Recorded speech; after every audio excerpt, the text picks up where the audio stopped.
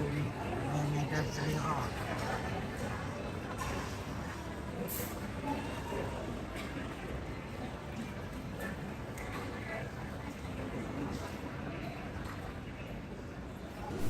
So, okey. Kita dah hantar dah. Kita minta report dekat customer. Kita makan nasi ayam. Tu, tak mahal sangat. 79. Okey. Sedap pun sedap. Nasi ayam kat sini. Tu paha. Satu. Paha dia mahal sikit. 79. Okey. Nah, dengan kopi.